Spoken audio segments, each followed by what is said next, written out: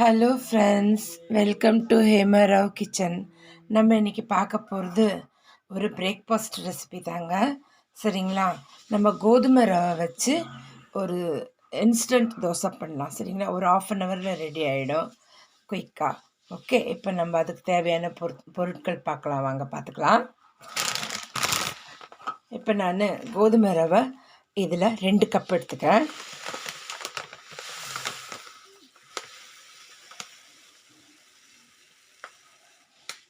ஒன்று, ஒரு கப்பில் ஒரு 6 தோசை வருங்க. சரிங்களா? ஒரு 4 பேர் இருந்தாக்கா 2 கப்பு நான் போட்டுக்கிறேன். உங்களுக்கு தேவையான மாதிரி நீங்கள் போட்டுக்கோங்க. சரிங்களா? இப்போ இதை நல்லா வாஷ் பண்ணிவிட்டு நம்ம இப்போ ஊற வைக்கலாம்.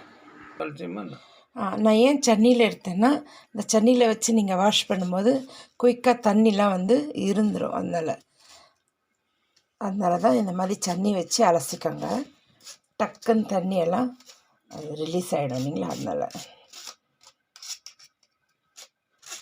இப்போ நம்ம எந்த கப்பில் நம்ம இது எடுத்தோமோ, கோதுமை ரவை எடுத்தோமோ, அதே கப்பில் ஒரு 2 கப்பு கெட்டியான மோரை எடுத்துக்கோங்க. இல்லைன்னா இந்த மாதிரி பேக்கெட்டில் கூட மோர் கிடைக்கும் பார்த்தீங்களா? ப்ளெயின் மோர் அந்த மாதிரி வாங்கி, பட்டர் மில்க்கு, இதை நீங்கள் எந்த இதில் நீங்கள் கோதுமை அளந்தீங்களோ அதே கப்பில் கோதுமை பட்டர் மில்க்கும் மோரும் அளந்துக்கோங்க. சரிங்களா?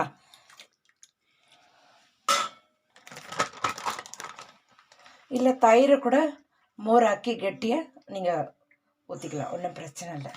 சரிங்களா? இந்தாங்க 2 கப்பு ஊற்றிட்டேன். இதை ஒரு நம்ம 15 to 20 மினிட்ஸ் ஊற வைக்கலாம்.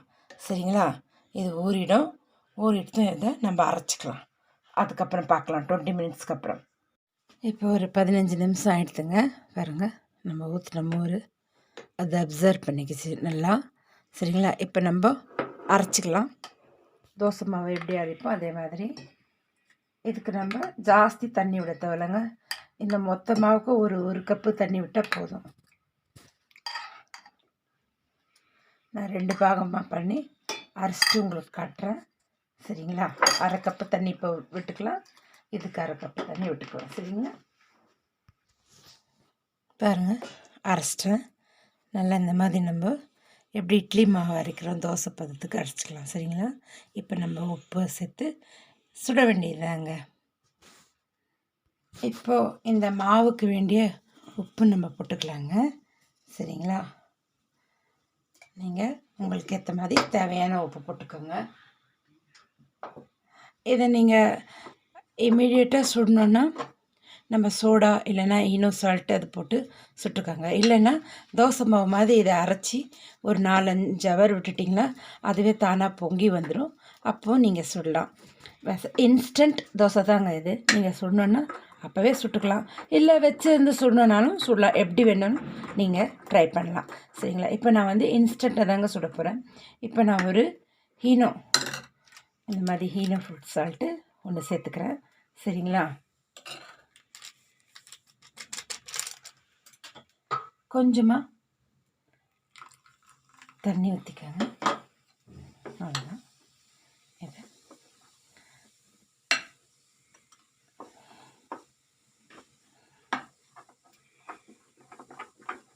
அவ்வளோதாங்க. நான் ஸ்டவ் பற்ற வச்சிட்டேன், தவாவும் வச்சிட்டேன், சுட்டுக்கலாம்.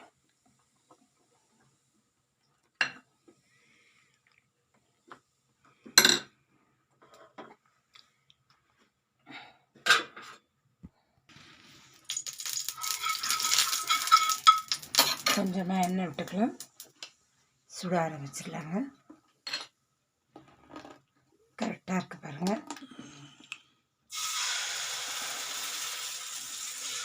நம்ம இதை செட் தோசை மாதிரி சுடுவோங்க.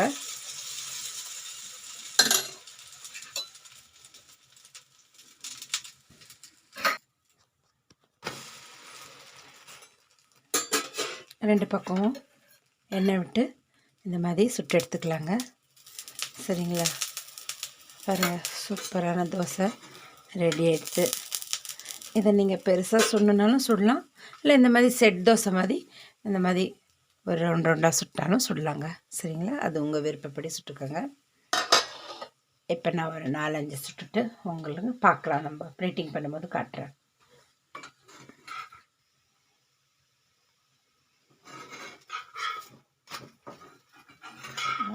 நம்ம தோசை ரெடி ஆகிடுது. பாருங்கள், நம்ம கோதுமை ரவா தோசை ரொம்ப சிம்பிளாக ரெடி ஆகிடுது. சரிங்களா, 2 கப்பு எடுத்தோம், 2 கப் மோர் விட்டோம், 15-20 நிமிஷம் ஊற வச்சுட்டு அதுக்கப்புறம் அதை அரைச்சி அதுக்கப்புறம் நம்ம இன்ஸ்டண்ட்டாகவே நம்ம ஈனோ சால்ட்டு இல்லைன்னா பேக்கிங் பவுட்ரு, சோடா மாவு, இது 3ல் நீங்கள் எது வேணாலும் சேர்த்துக்கலாம். ஒரு 1/2 டீஸ்பூன் சேர்த்துக்கோங்க. சரிங்களா, ஈனோன்னு அந்த ஒரு பேக் வாங்கினா அது ஃபுல்லாக போட்டுக்கோங்க, சரியாக இருக்கும். இதுக்கு உப்பு சேர்த்து நம்ம தோசை சுட்டோம். இது செட் தோசை, நீங்கள் வேணால் நல்ல நம்ம பெரிய தோசை கூட நல்லா சுட்டுக்கலாம் பெருசாக. சரிங்களா, எப்படி வேணாலும் இதை நீங்கள் செஞ்சுக்கலாம்.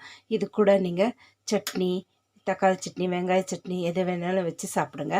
இன்றைக்கி நான் வெறும் தோசை தான் சுட்டிருக்கேன். நான் நம்ம சேனலில் போட்டிருக்கேன் எள்ளு சட்னி. இன்றைக்கி எள்ளு சட்னி வச்சு சாப்பிட்லாம். சரிங்களா, எள்ளு சட்னியும் அது மேலே வச்சு காட்டுறேன் பாருங்கள். நீங்கள் இது மாதிரி ட்ரை பண்ணி சாப்பிடுங்க. சரிங்களா, இதே மாதிரி ட்ரை பண்ணி செஞ்சு பார்த்துட்டு ஒரு தடவையாவது செஞ்சு பாருங்கள். ரொம்ப சூப்பராக நல்லாயிருக்கும். நான் செஞ்சு பார்த்துட்டு எனக்கு கமெண்ட் பண்ணுங்கள், லைக் பண்ணுங்கள், எல்லாருக்கும் ஷேர் பண்ணுங்கள், சப்ஸ்கிரைப் பண்ணுங்கள்.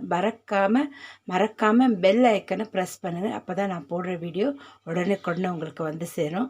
மீண்டும் நம்ம அடுத்த வீடியோவில் சந்திப்போம். தேங்க்யூ ஃபார் வாட்சிங்.